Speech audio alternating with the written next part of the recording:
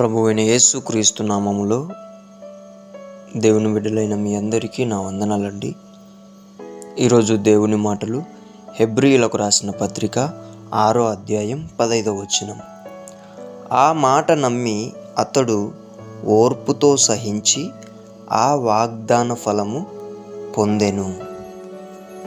ఇతను ఎవరు అంటే అబ్రహాము గారు. ఈ అబ్రహాము గారికి దేవుడు వాగ్దానం ఇచ్చాడు. ఆ వాగ్దానం ఇచ్చిన తర్వాత ఆయన ఏం చేశాడంట? ఓర్పుతో సహించాడు. ఎన్ని రోజులైనా, ఎన్ని సమస్యలు వచ్చినా, ఎంతమంది అవమానించినా ఫస్ట్ నమ్మినాడు. నమ్మిన తర్వాత ఓర్పుతో సహించాడు. ఆ వాగ్దాన ఫలాన్ని పొందుకున్నాడు. ప్రియమైన దేవుని బిడ్డలారా, దేవుడు నీకు వాగ్దానం చేశాడేమో నీవు సేవ చేస్తావు అని. దేవుడు నీకు వాగ్దానం చేశాడేమో నీకు గర్భఫలం కలుగుతుంది అని. దేవుడు నీకు వాగ్దానం చేశాడేమో నీవు గొప్ప రాజుగా నిలబడతావని, మంచి జాబ్ చేస్తావని. నీకు ఏ వాగ్దానం దేవుడు ఇచ్చాడో ఖచ్చితముగా అది నెరవేరుతుంది. ఎప్పుడు అంటే ఆ అబ్రహాములాగా మనము కూడా ఆ దేవుడు నాకు వాగ్దానం ఇచ్చిందని నువ్వు ఎప్పుడైతే నమ్ముతావో, అలాగుననే ఓర్పుతో సహిస్తావో, దాని దేవుడు వాగ్దానం చేశాడంటే ఆ వాగ్దానాన్ని నువ్వు నమ్మకుండా చేయడానికి, నీవు పొందుకోకుండా చేయడానికి అపవాది ఎన్నో ప్రయత్నాలు చేస్తాడు. వాటన్నిటిని నువ్వేం చేయాలా? అబ్రహాములాగా ఓర్పుతో సహించాలి.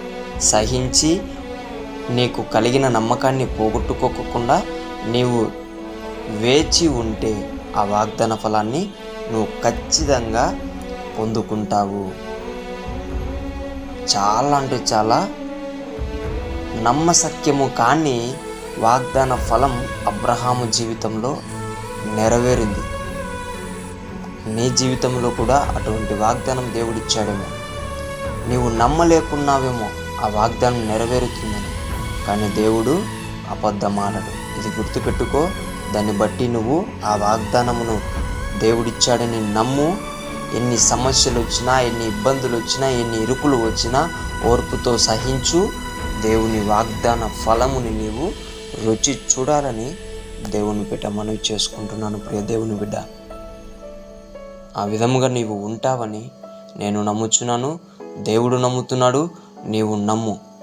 నమ్ముట నీ వలనైతే నమ్మువానికి సమస్తమును సాధ్యమని చెప్పిన దేవుణ్ణి నువ్వు మహిమపరచాలని దేవుని బిడ్డ మనవి చేసుకుంటున్నాను.